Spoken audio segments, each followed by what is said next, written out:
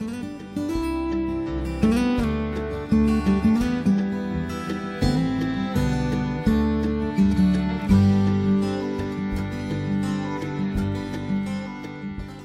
hello everyone and welcome to another MI Short here. This is going to be another bonus video, so hopefully you enjoy.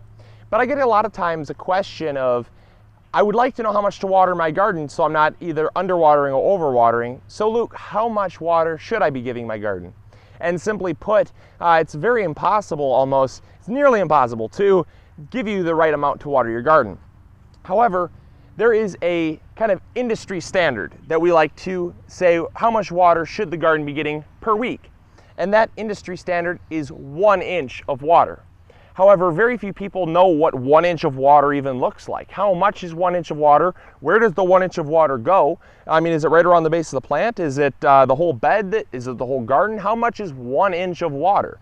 So let's talk about that right now, because I think it's something that is very crucial. I've used it in this past year, and I've found that it is very, very accurate to keeping the plants healthy and thriving. Because oftentimes we like to, during the hot summer, we like to kind of ration out the water. You know, say, oh, I only have 10 gallons of water, I'm gonna give it to every single plant.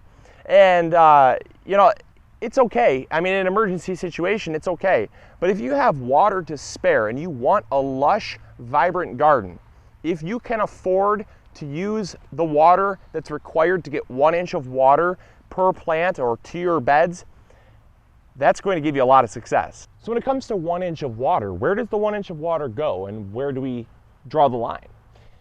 When they refer to 1 inch of water, they're talking about 1 inch of water per square foot. And that's very simple, especially when you can kind of round it off with a single plant here. You simply just take a ruler and boom, 1 square foot, as simple as that, 12 inches by 12 inches. And then all you have to do is take 12 times 12 and you get a 144. And since you only need 1 inch, that one is, it's redundant. You don't need to multiply 12 times 12 times 1, because that's how you find the volume of something. You find a volume of a object and how much water it will hold. So you imagine drawing a little pool here that's 12 inches by 12 inches by 1 inch.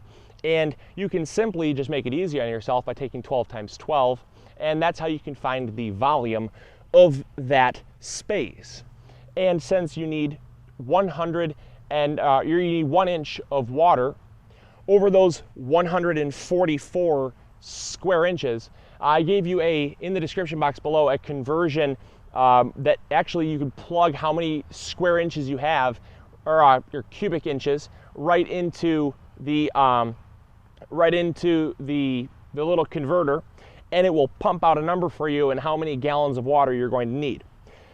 Now it is in US gallons, so for Canadian people, I am very sorry. You're gonna have to do an extra conversion for that, convert gallons to liters, but I'm sure there's something for that as well. So, and I'll even put a link to one, I'll find one for you guys. But yeah, so the amount of water to fit in that 12 inch by 12 inch area is actually 0.6 gallons.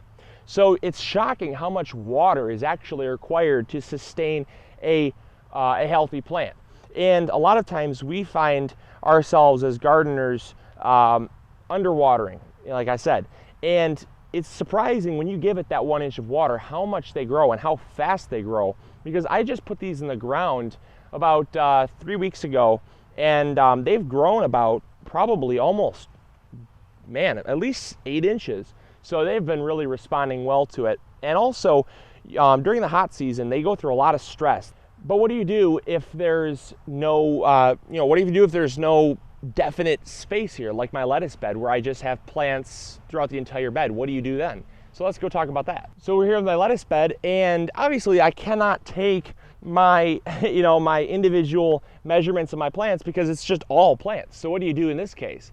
And the miracle of raised beds is if they're in a rectangle or a square, you can easily take the dimensions of them by simply taking the measurements of the raised bed. And mine just so happened to be 3 feet by 10 feet, equaling 30 square feet. So there you go.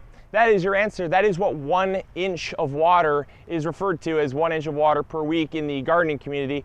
And so hopefully I helped some people out. Hopefully I answered some questions. And if you have any more, put them in the comments box below. I'd be glad to answer them. But yeah, I will have all the links to those converters in the description box below for my foreign friends that use the metric system, and then my US friends that actually use US gallons. And yeah, so there you go. So hopefully that answers some questions. And until next episode, this is MIgardener reminding you to grow big or go home. I'll talk to you all later. See ya. Bye.